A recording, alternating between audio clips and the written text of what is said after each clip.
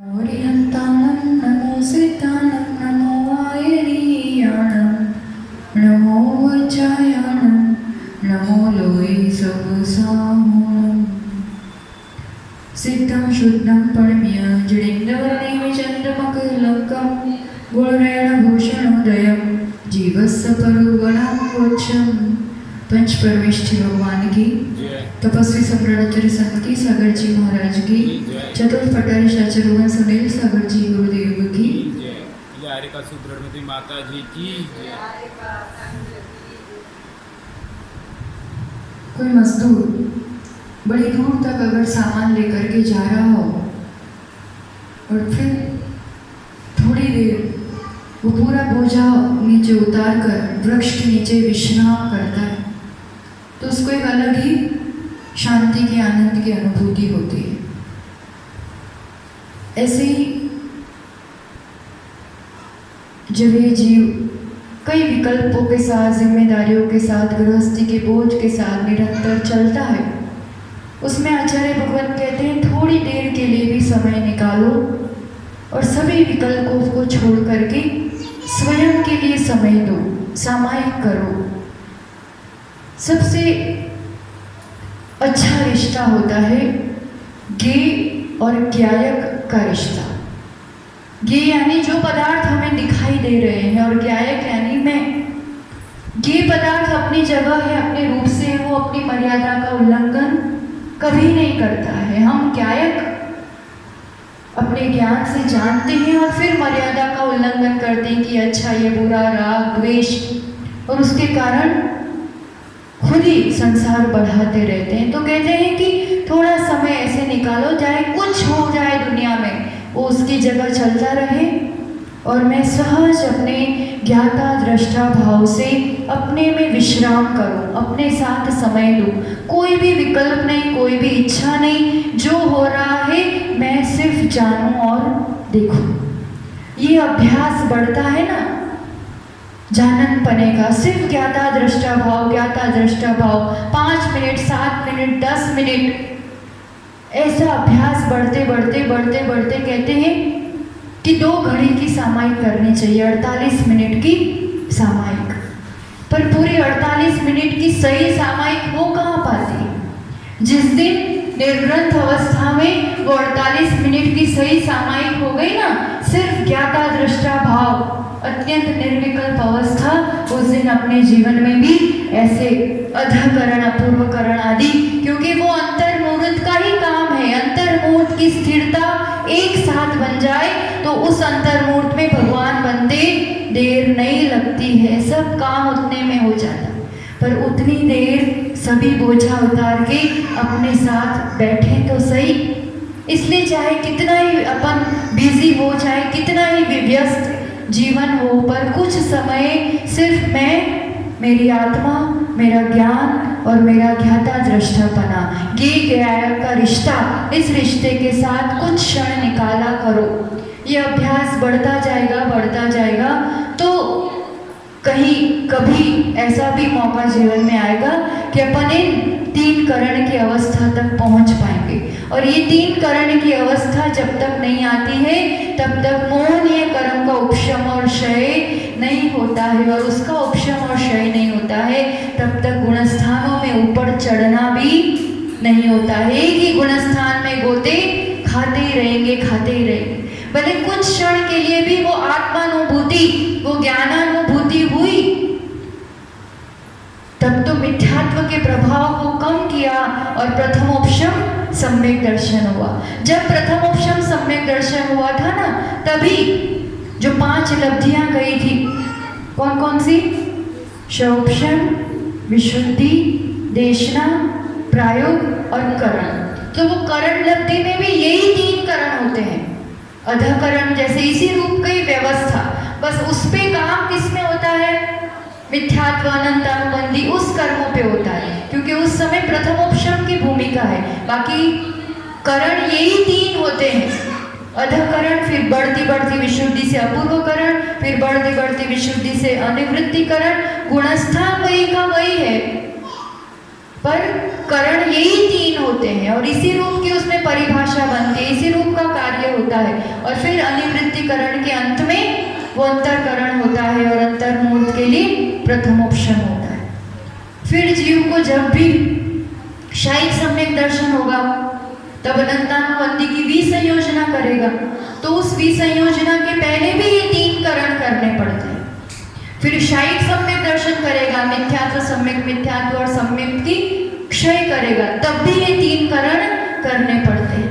फिर चारित्र या फिर द्वितीयोपशम सम्यक दर्शन करेगा, तब भी ये 3 करण होते हैं। और अभी जो अपन देख रहे हैं कि चारित्र मौन्य की 21 प्रकृतियों की उपशामना का जो प्रसंग है उसमें भी ये 3 करण होते हैं। और अगर क्षय कर रहा है तो भी ये 3 करण होते हैं। कहने का तात्पर्य, जब भी दर्शन मौन्य या चारित्र मौन्य के या तो उपशम की बात आएगी या क्षय की बात आएगी, उन 5-6 स्थितियों में 3 करण पूर्वक ही कार्य होता है। ये बहुत महत्वपूर्ण चीज है।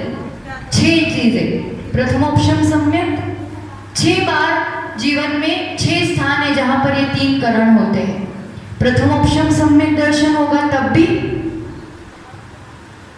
प्रथमोपशम सम्यक दर्शन, फिर अनंतानुबंधी की विसंयोजना, तीसरा शायिक सम्यक दर्शन यानी दर्शन मोह की क्षपणा, ये 3 हो गए।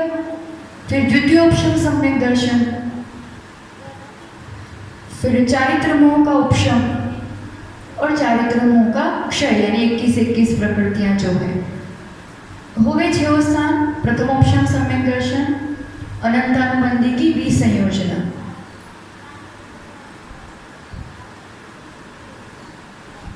फिर दर्शन मोह की क्षपणा या शायिक सम्यक दर्शन को एक ही बात है। शायिक सम्यक दर्शन होने के समय यानी दर्शन मोह को खत्म करना है उस समय, तो ये 3 हो गए। फिर द्वितीयोपशम सम्यक दर्शन, चौथा स्थान,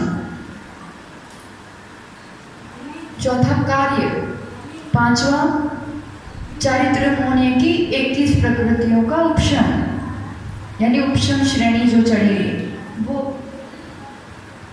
लिख लिए 5। और छठा चारित्र मौन्य की 21 प्रकृतियों की क्षपणा, क्षय करते समय, शपक श्रेणी चढ़ते समय। 3 करण पूर्वक ही ये कार्य होते हैं। और तीनों करण यानी परिणाम एक समय में विशुद्धि बढ़ती जा रही है। नाना जीव इस पुरुषार्थ को कर रहे हैं। अभी भी कोई इस समय जब अभी सुन रहे हैं तब भी कोई जीव श्रेणी आरोहण कर रहा होगा। अपने जीवन में भी वो क्षण कब आए, जब आएगा प्रभु पर आपकी कृपा है केवल ज्ञानी तीर्थंकर प्रभुओं की कि अपने लिए सर्वज्ञ प्रभु ने ये ज्ञान दिया है। बाकी कहीं भी ये ज्ञान सुनने पढ़ने नहीं मिलता है। ये बहुत महत्वपूर्ण विषय चल रहा है। तो अधःकरण जो 7वें गुणस्थान में सातिशय अप्रमथ गुणस्थानवर्ती जो विश्रेणी चढ़ने के सम्मुख है, उसके लिए जो करण होता है वो अधःकरण। अधःकरण की परिभाषा समझी थी। अधःकरण यानी ऊपर समय में कोई जीव है, उनकी विशुद्धि नीचे वाले समय के जीवों के साथ समान हो सकती है। अभी वो उस कैटेगरी में है, उस अवस्था में है। और यहाँ पर अंतर्मुख समय है उसका और असंख्यात लोक प्रमाण टोटल परिणाम है। तो उस चीज को समझने के लिए यहाँ पर अंक संदृष्टि से अपन ने थोड़ा सा समझा था कि किस रूप की समानता होती है, कहाँ तक हो सकती है, कितनी हो सकती है। तो कुल परिणाम अपन ने माने थे 3072, है ना। समय गज माना था 16 समय, और उसमें फिर अपन ने कल थोड़ा सा सूत्रों के द्वारा, गणित के द्वारा एक परिणाम में वो जो टोटल परिणाम है उनमें थोड़े थोड़े बट जाएंगे। सब में सब परिणाम नहीं रहेंगे कि पहले समय में भी पूरे परिणाम है, दूसरे में भी नहीं। पहले समय में उसमें कुछ होंगे, उससे कुछ ज्यादा दूसरे समय में, उससे कुछ ज्यादा तीसरे समय में होंगे। तो सबसे पहले ये परिणामों का ऐसा बंटवारा होता है, और ये जो बंटवारा होता है उसमें विशुद्धि की अपेक्षा भी होता है।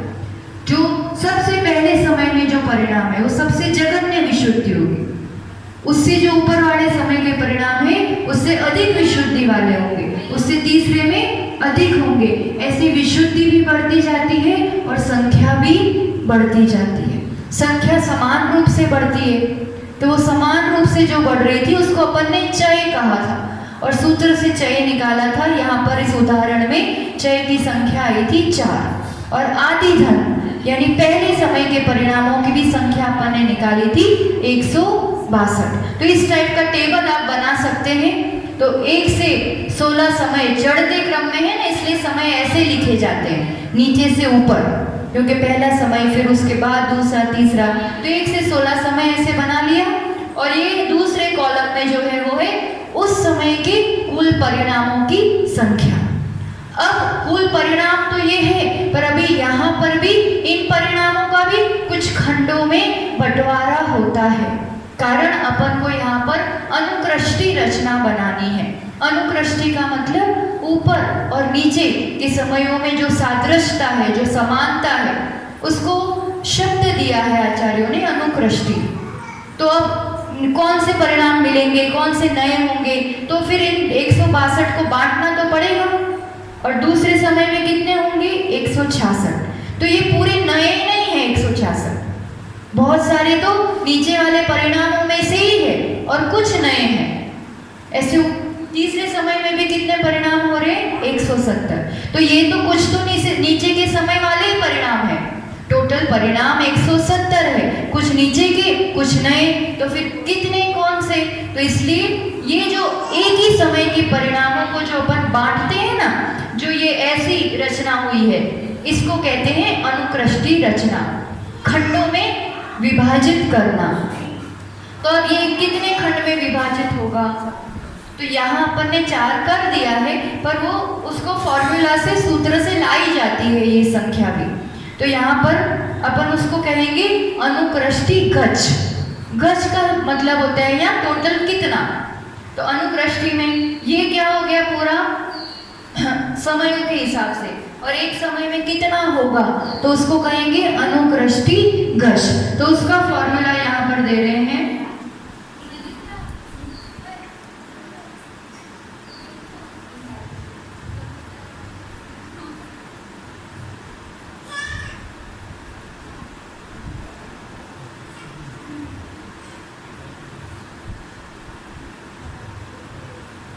यहाँ कह रहे हैं अनुकृष्टि गज। ये जो है ना, ये अनुकृष्टि गज है और ये जो है वो क्या है ऊर्ध्व गज।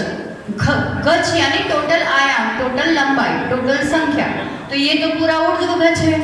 तो टोटल समय कितने हैं अपने 16 समय लिए हैं ना यहाँ पर। तो ऊर्ध्व गज कितना हुआ 16।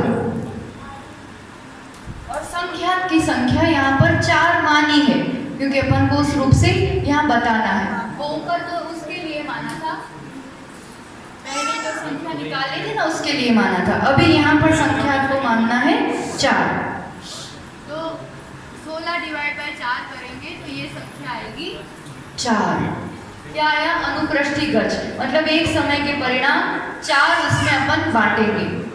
अब 4 उसमें तो बांटेंगे, पर उसमें इसमें भी बढ़ते क्रम में होता है कि पहले खंड में जो परिणाम होंगे उससे ज़्यादा होंगे दूसरे में, उससे ज़्यादा होंगे तीसरे खंड में। ये क्या निकाला अपन ने, कितने खंड में अपन परिणाम को बांटेंगे ये निकाला। अब 2 चीज़ चाहिए, एक तो पहले खंड में कितने परिणाम होंगे है ना, और दूसरे खंड में होंगे उससे ज़्यादा होंगे, तीसरे में उससे ज़्यादा होंगे, तो कितने ज़्यादा होंगे। तो एक तो चय निकालना पड़ेगा और पहले समय के परिणाम, इतना निकाल देंगे तो आगे आगे का फिर अपने पास आ जाएगा। तो यहाँ पर पहले अब चय निकाल,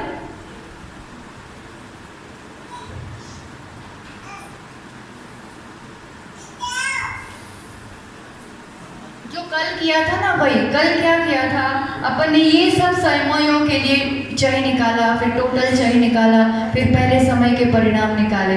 अब ये समझ लो कि अपना टोटल संख्या है ये है ना। अब इसको बांटना है, तो अब उसके लिए भी कार्य तो वही हो रहा है, फॉर्मूलाज वही लगेगी है ना। तो अब अपन क्या निकाल रहे हैं कि एक एक खंड में कितना होगा, कितना बढ़ेगा। तो उसका भी फॉर्मूला है ऊर्ध्व रचना का चय, इसका चय जो है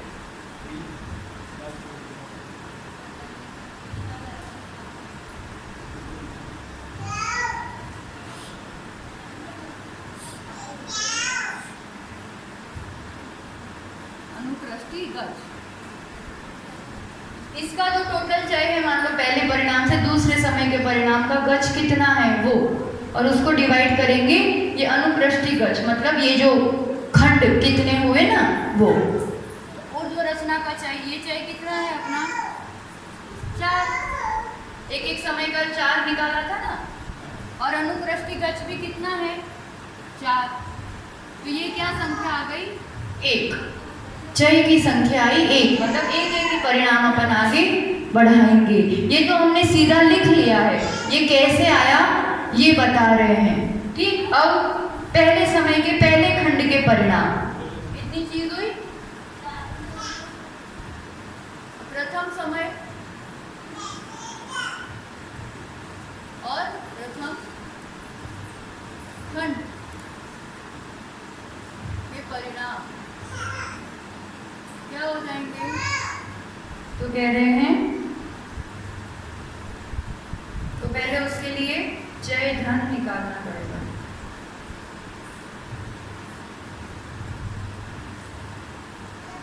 तो चय धन जो पहले जैसे निकाला था, ये रख कर लिख लो बेटा। पहले अपन ने निकाला अनुप्रस्थी गज, यानी कितने खंड में बांटेंगे अपन एक समय के परिणाम, फिर उसका चय निकालो।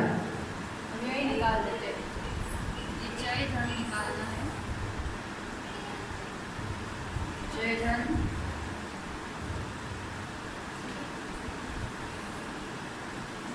तो पहले फॉर्मूला ली थी ना, वही फॉर्मूला से जा रहे हैं। तो चय धन पूरा निकालना है, तो गज यहाँ पर 4 है अपने लिए, तो 4 - 1/2, गज 4 है और चय 1 निकाला अभी अपन ने, तो ये जो आंसर आता है वो है 3 × 2 6, ये चय धन हो गया है ना। अब चय धन से अपन पहले समय के पहले खंड के परिणाम निकालेंगे, वो भी पहले ही वाला फॉर्मूला है।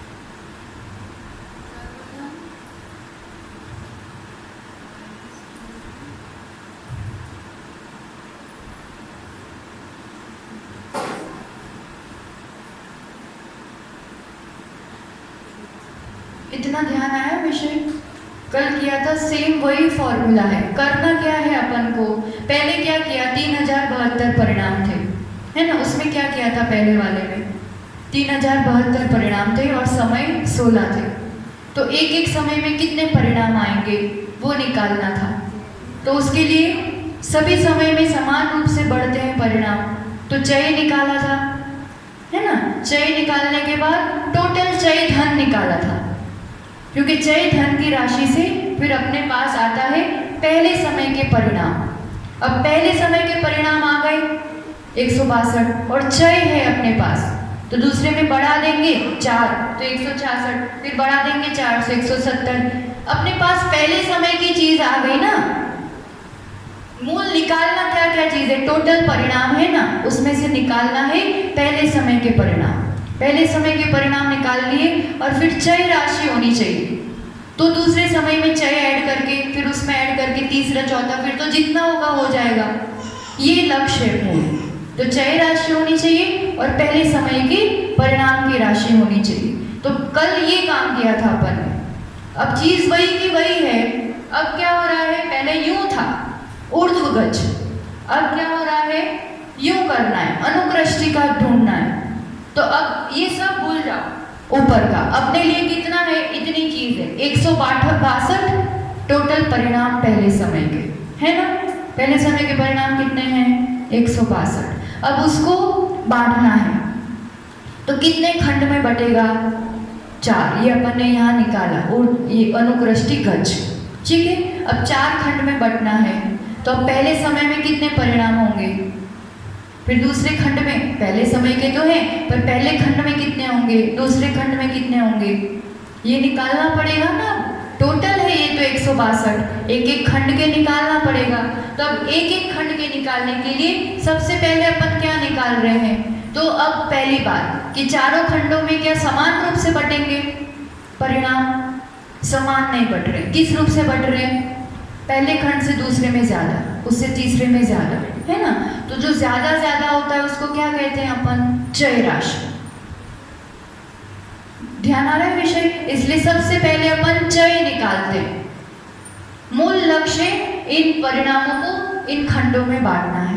तो किसको कितने परिणाम मिलेंगे, उसके लिए ये फॉर्मूला से ये लाने के लिए पहले चय राशि लाते हैं कि कितना कितना अधिक है। तो चय निकालने के लिए ये फॉर्मूला लगाया अपन ने और एक आया चय। अब चय अपने पास है तो पहले समय के परिणाम चाहिए, तो इस परिणाम इसका फॉर्मूला है ये सर्वधन माइनस चय धन अपॉन गज। तो चय धन चाहिए उसके लिए, तो चय धन का फॉर्मूला है ये गज माइनस 1/2 इंटू गज बाय चय। तो टोटल चय धन आता है 6। तो टोटल परिणाम कितने हैं 162, चय धन कितना है 6 और गज यहाँ कितना है अपना 4। ये जो राशि आती है ये आती है 39। जो ये 39 है ना, इस रूप से आया पहले खंड के परिणाम। तो ये 39 आया। अब एक चय ऐड करेंगे तो 40, उसमें और एक चय ऐड करेंगे तो 41 और एक चय और ऐड करेंगे तो 42। इसका टोटल करेंगे ना 39 प्लस 40 प्लस 41 प्लस 42 क्या होगा 162। इन परिणामों को इस रूप से बांटा। तो ये क्या है, परिणामों की संख्या 39 परिणाम है। तो कौन से 29 परिणाम, तो 1 से लेकर के 29 तक। फिर ये 40 परिणाम है, कौन से 40, तो इसके बाद वाले 40 से लेके 79। तो ये संख्या है और ये उसमें कौन से परिणाम है, तो इसकी जो विशुद्धि है इससे पहले खंड की उससे दूसरे खंड की विशुद्धि बहुत ज़्यादा है, इससे तीसरे खंड की विशुद्धि ज़्यादा है और चौथे खंड की और ज़्यादा है। कोई भी जीव अगर ये पहले समय में किसी के भी परिणाम होंगे तो इस 162 में से कोई भी एक परिणाम उसका उस समय हो सकता है। विषय ध्यान आया। और दूसरा कोई मुनि चलेगा तो उसका उसके समान भी हो सकता है, या ये 162 है तो कोई दूसरा परिणाम भी हो सकता है। तो इतनी सारी वैरायटी है इसमें, इतनी रेंज है इसमें, इतने ऑप्शंस है कि पहले समय में इतने सारे परिणाम किसी को हो सकते हैं।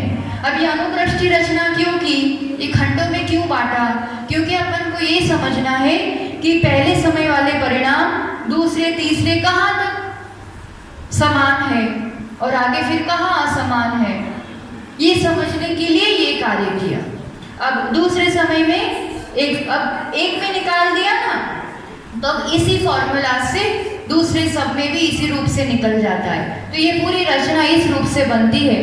तो यहाँ पर पहले समय के परिणाम आते हैं 40, फिर एक एक चय करके 43। तो अब अगर अपन देखेंगे तो सबसे जो पहले समय के पहले खंड के परिणाम हैं 39, वो कहीं भी रिपीट नहीं हो रहे। वो सबसे जघन्य परिणाम है, वो आगे के समय में नहीं होते हैं। मतलब एकदम जघन्य परिणाम आगे रिपीट नहीं होंगे। कोई उत्कृष्ट एक समय का उत्कृष्ट परिणाम है, वो आगे वाले समय का जघन्य परिणाम बन सकता है।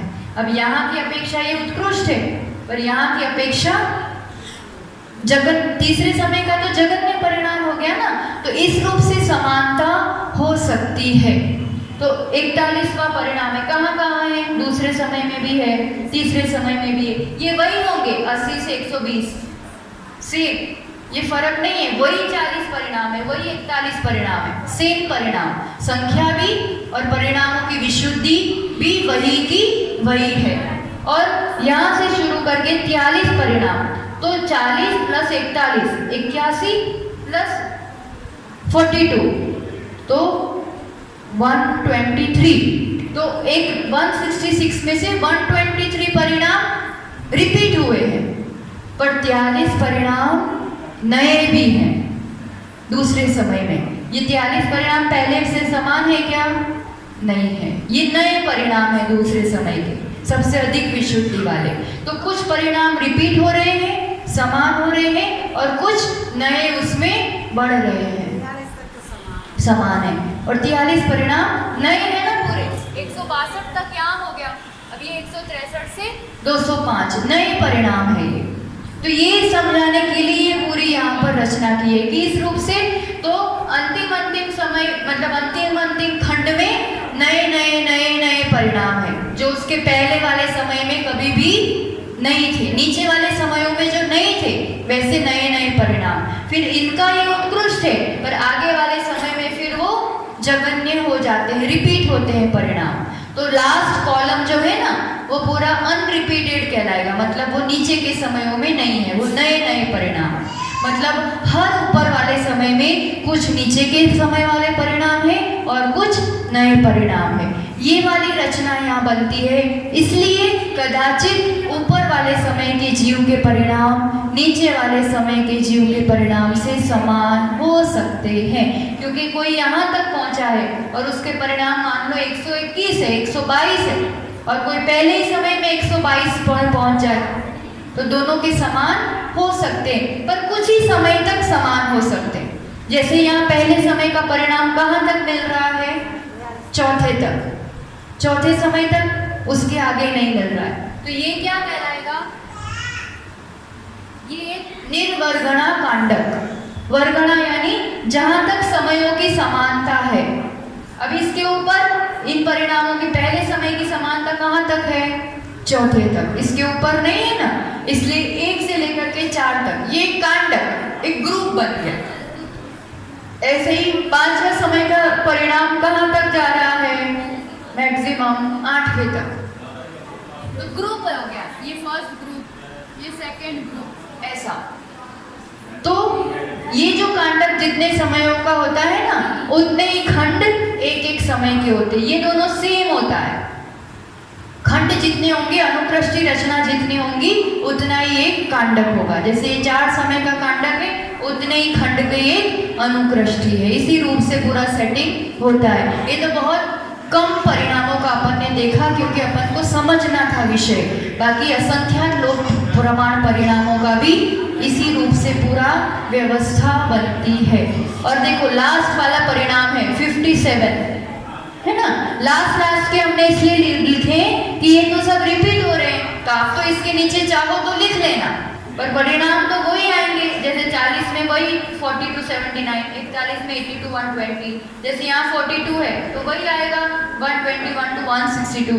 तो हमने इसलिए सब में इतना लिखने का समय नहीं लिया है, आप चाहो तो पूरा ऐसा लिख सकते हो, पर ये नए परिणाम लिख लिए हैं।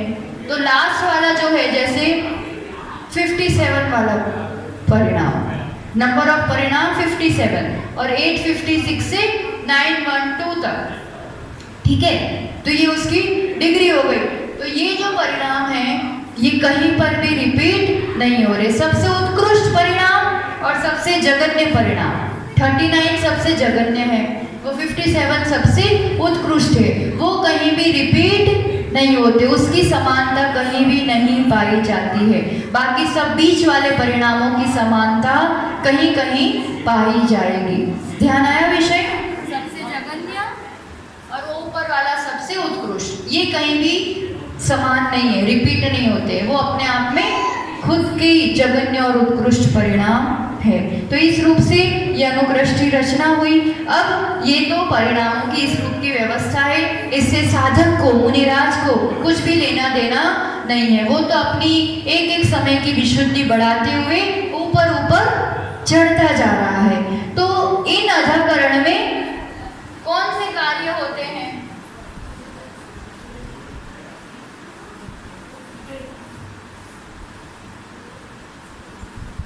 तो यहाँ पर समझना है 4 कार्य आचार्य भगवान ने बताए हैं। सबसे पहला कार्य मतलब जो आवश्यक चीज है इस विशुद्धि के बल पर, तो मुख्य काम तो इसमें है प्रथम समय से लेकर प्रति समय अनंत गुनी विशुद्धि की वृद्धि होती जाती है। ये काम हो रहा है इधर। और इसके साथ और क्या काम हो रहा है? तो कहते हैं स्थिति बंधापसरण, स्थिति का जो बंद हो रहा है। अभी कर्मों का बंद चालू है कि नहीं? चालू है। अभी तो उन गुणस्थानों में जिन कर्म प्रकृतियों का बंद हो रहा होगा, बंद हो रहा है। तो कैसे बंद हो रहा है? बंद होता है प्रकृति, प्रदेश, स्थिति, अनुभाग, 4 प्रकार से। उसमें सबसे मुख्य रोल जो होता है वो स्थिति और अनुभाग का ही है ना। तो अब स्थिति, क्योंकि संसार को कम करना है, अब तो स्थिति ज़्यादा बंधेगी तो संसार बढ़ता जाएगा। तो अब स्थिति, अब जो बंद हो रहा है वो कैसा हो रहा है? बंधापसरण, अपसरण हो के, घट घट के। जैसे इस समय जो स्थिति बंधी, उससे अगले समय में बहुत कम स्थिति बंधेगी, उससे अगले समय में बहुत कम। स्थिति का बंध घट घट के होता है हर समय में, ये कार्य होता है इसमें। तो इसको क्या कहा है? स्थिति बंधापसरण। घट घट के स्थिति का बंध हुआ, पूर्व के समय से अभी के समय में कम, उससे अगले समय में कम, ऐसे स्थिति बंध कम कम होता है। और तीसरा कार्य क्या होता है?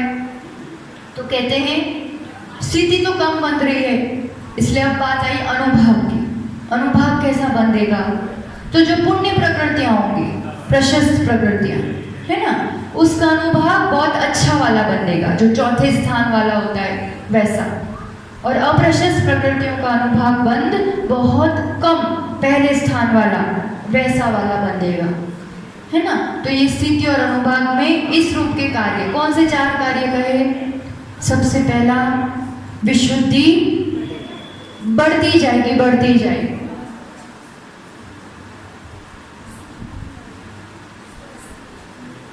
क्या प्रति समय, ऊपर के हर समय में विशुद्धि वृद्धि। दूसरा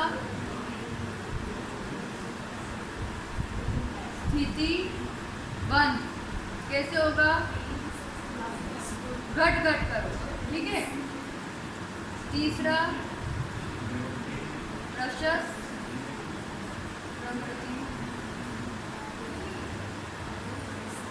का अनुभाग कैसा बंधेगा? प्रशस्त प्रकृतियों का अनुभाग चौथे स्थान वाला, उत्कृष्ट। जैसे साका वेदनीय आदि बंध रहे होंगे ना, शुभ नाम कर्म के बंध रहे होंगे, तो बहुत उत्कृष्ट वाले बनते। और अप्रशस्त यानी पाप प्रकृतियों का, प्रशस्त यानी पुण्य, ठीक है। और चौथा पाप प्रकृति अगर कोई बन रही है,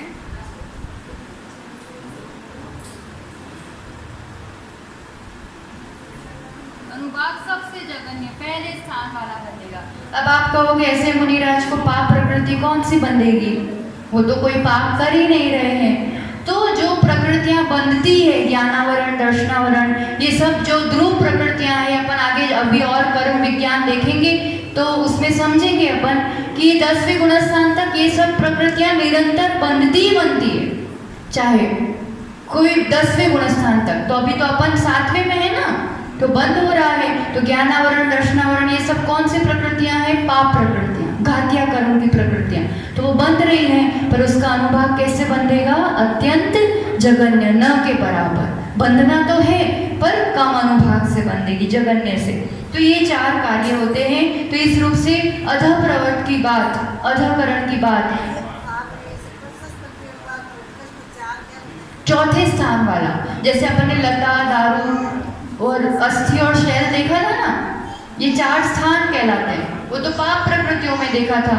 ऐसे पुण्य प्रकृति में आता है गुड़, शक्कर, मिश्री और अमृत। तो चौथे स्थान वाला, अमृत वाला बंधता है, ऐसा उत्कृष्ट अनुभाग। इसलिए हमने उत्कृष्ट लिख दिया, क्योंकि वो वाला अभी हमने पढ़ाया नहीं है आपको कि पुण्य प्रकृति में कैसे अनुभाग होता है, इसलिए। ठीक, तो इस रूप से एक एक समय में अधः प्रवर्त में वो विशुद्धि बढ़ाता जाएगा और उसके अंतिम समय में, अब एक समय पहले तक की ये सब बात है, और विशुद्धि बढ़ते बढ़ते वही मुनिराज, वो जीव 8वें गुणस्थान में अपूर्व करण में प्रवेश करेंगे। अब क्या स्थिति होगी परिणामों की और किस रूप से होगी? अपूर्व करण गाथा 1-2 देख लेते हैं अपन।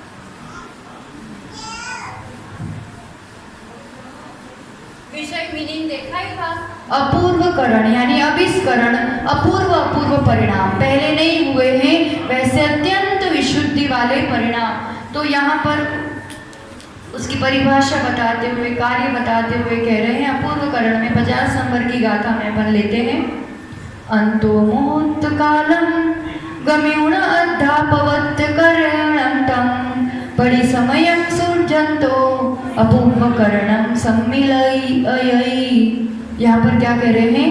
अंतर्मुहूर्त काल तक क्या किया? अधप्रवत किया, उसका भी अंतर्मुहूर्त काल फिनिश हुआ।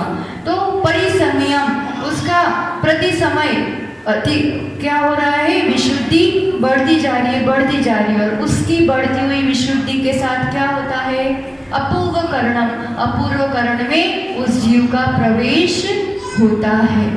अब इस अपूर्व करण में क्या होता है? उसका लक्षण परिभाषा बता रहे हैं। एधम ही गुणाठाणे विसरिस समयठ्ये ही जीवेहिम पूर्वपमत्ता जम्हा होन्ति अपूर्वाहु परिणामा। जिस कारण इस अपूर्व करण गुणस्थान में क्या हो रहा है? यहाँ पर विसरिस यानी विसदृश समान रूप परिणाम नहीं पाए जाते हैं। ऊपर ऊपर के समयों में अब समानता नहीं पाई जाती है। हर समय नए परिणाम, हर समय अपूर्व परिणाम। जैसे अधप्रवर्त में क्या था? ऊपर के समय और नीचे के समय में परिणामों में समानता थी। अब यहाँ से वो चीज खत्म हो जाएगी। अब और बढ़ते हुए परिणाम, बढ़ते हुए परिणाम। तो यहाँ कह रहे हैं ऊपर के और नीचे के उनमें विसरिस, विसदृशता ही होती है, समानता नहीं होती है। ये कहलाता है अपूर्व करण गुणस्थान, जिसमें ऊपर ऊपर के समयों में नीचे के स्थित जीवों के साथ परिणामों में समानता नहीं ही पाई जाती है, अपूर्वपना ही पाया जाता है। इसे कहते हैं अपूर्व करण गुणस्थान। परिभाषा लिखोगे? लिख लो।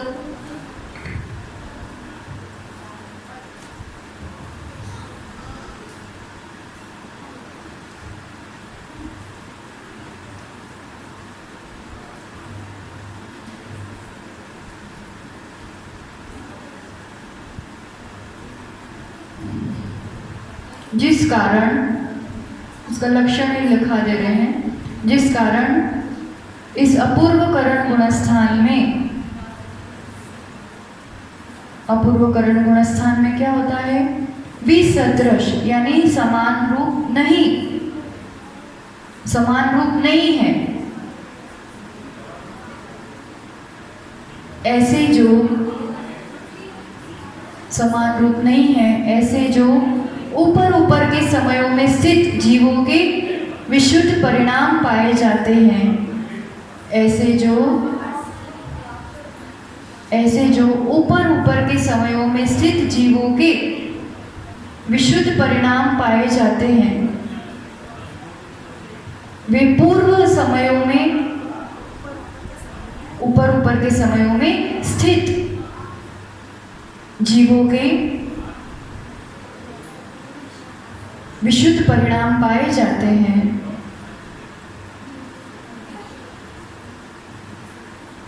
वे नीचे के समयों में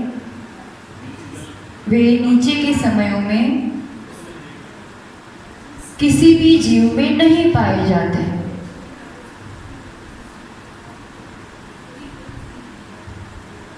उस कारण से यह अपूर्व करण कहलाता है। ये सबसे मुख्य इसका भेद है।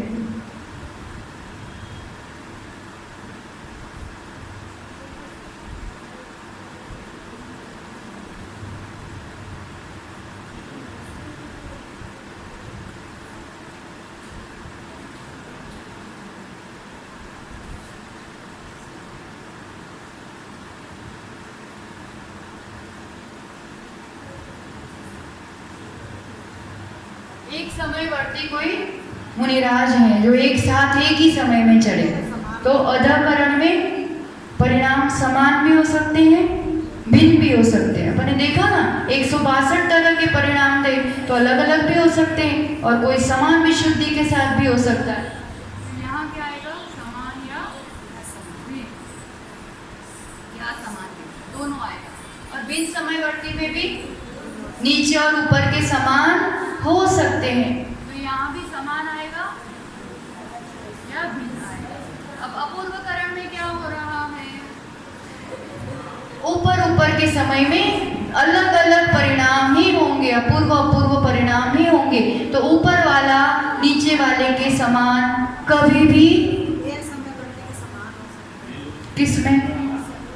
अधम प्रवर्त में ना, अपूर्वकरण में तो हो सकते हैं। एक समय में तो एक साथ कोई चढ़ा है उसमें तो समान हो सकते हैं, पर भिन्न समय में हाँ भिन्न भी हो सकते हैं। वही देख रहे हैं अपन। अब ये इसमें तो क्लियर हो गया अधम प्रवर्त में। तो अब यही चीज अपन यहाँ पर अपूर्वकरण में देख रहे हैं। समय हो ही गया है, पर थोड़ा सा विषय देखते हैं, कल फिर उसको पूरा गणित के साथ देखेंगे। आज एक झलक अपन समझते हैं। जैसे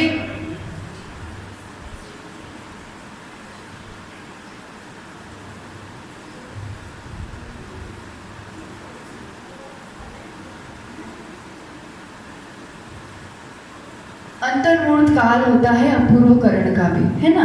अधप्रवर्त का कितना था? अंतर्मूर्त। अपूर्वकरण का भी अंतर्मूर्त, पर उससे कम।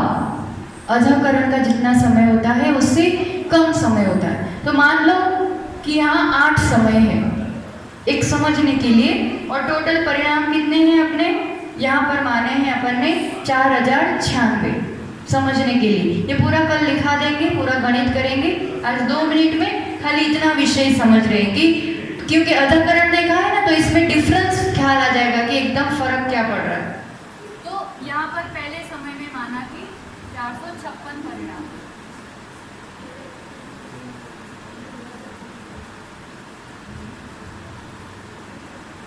ठीक है। तो ये क्या हो गया?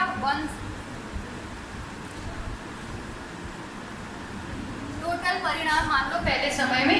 यहाँ भी असंख्यात लोक प्रमाण परिणाम होते हैं, समयों में बांटना पड़ता है एक समय में, और ऊपर के समय में अधिक होते हैं, विशुद्धि भी बढ़ती जाती है। ये सब चीजें कॉमन है, पर यहाँ पर 1 से 456 तक के परिणाम है। अब दूसरे समय में कितने परिणाम माने कि 472 है मानो। तो अब ये 472 है ना, ये पूरे नए 472 है। ये 456 में से कोई भी कॉमन या समान परिणाम नहीं है। ये कहाँ से स्टार्ट होगा? 457 से 472। ये ध्यान आया? 1 से 456 परिणाम पहले में, दूसरे में नंबर ऑफ परिणाम कितने हैं? 472। ये संख्या है। स्टार्ट कहाँ से होंगे? जहाँ ये एंड होगा वहां से नए परिणाम, कॉमन वाले नहीं। जैसे उसमें रिपीट हो रहे थे ना अधप्रवर्त में, तो ये 40 वाले परिणाम जो थे 79 से, तो वो ऊपर भी थे, वो रिपीट हो रहे थे। यहाँ नए ही परिणाम होंगे। अब इसके ऊपर ये नंबर ऑफ परिणाम है, पर ये 488 परिणाम इससे पूरे अलग हैं, नए हैं और अधिक विशुद्धि वाले हैं। तो यहाँ कहाँ से स्टार्ट होगा?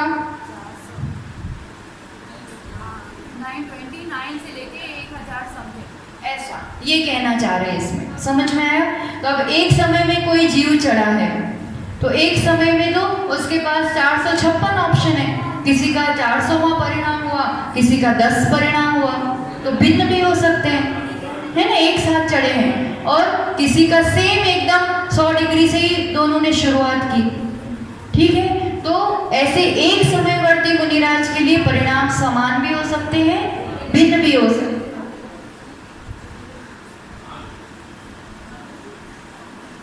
और भिन्न समयवर्ती लेंगे, जैसे उसमें चौथे समय में और पहले समय में कॉमन परिणाम थे तो समान हो सकते थे। अब यहाँ दूसरे समय वाले के भी पहले समय से मिल नहीं सकते हैं परिणाम कभी भी, कितना ही जघन्य विशुद्धि हो, कितनी उत्कृष्ट हो, क्योंकि दूसरे समय की जघन्य विशुद्धि भी जो है ना 457, वो पहले समय की उत्कृष्ट विशुद्धि से भी बहुत ज्यादा है। इसलिए यहाँ समानता कभी भी नहीं हो सकती। ऊपर के समय में बढ़ते हुए होंगे, नीचे वालों से असमान ही होंगे। इससे ये परिणाम अपूर्व है ना, नहीं है वो वाले हैं, अब इससे ये परिणाम जो पहले नहीं है वो वाले हैं। अध मतलब नीचे नीचे थे, अपूर्व मतलब पूर्व में जो नहीं है, तो पहले वो परिणाम है ही नहीं, तो समान कैसे होंगे? इसलिए यहाँ क्या आएगा? भिन्न ही होगा, ये अंतर आ रहा है। ध्यान आया? तो इसका पूरा अपन 8 समयों में परिणामों को भी देखेंगे और अपूर्व करण में बहुत मुख्य काम जो होना है ये उपशम का क्षय का, ये सब कहाँ होना है? अब अपूर्व करण में होना है, तो उसके कार्य वगैरह भी अपन ये सभी विषय कल देखेंगे।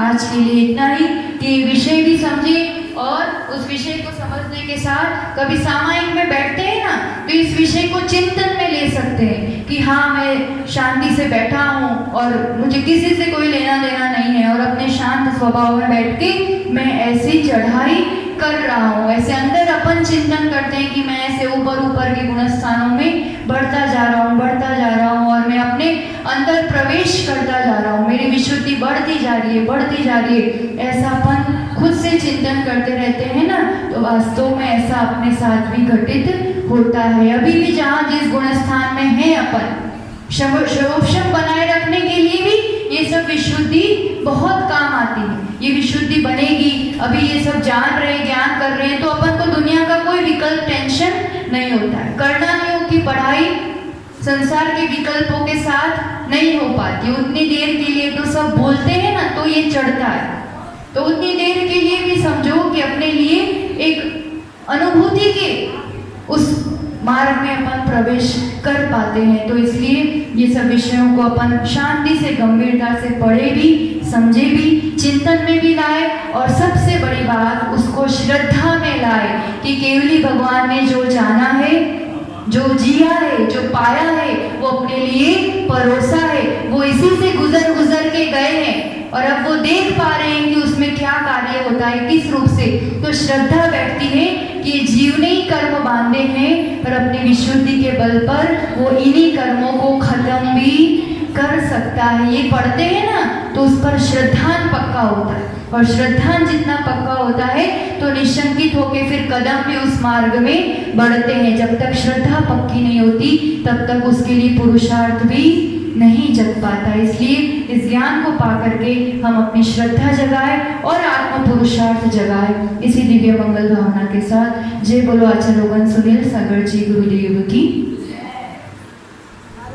जिन वाणी के ज्ञान से सोजे लोकालोक, सो वाणी मस्तक नमो सदा देत हूँ लोक। हे जिन वाणी बार की तो जपो दिन रहे, जो तेरा शरणागृह सो पावे सुख चैन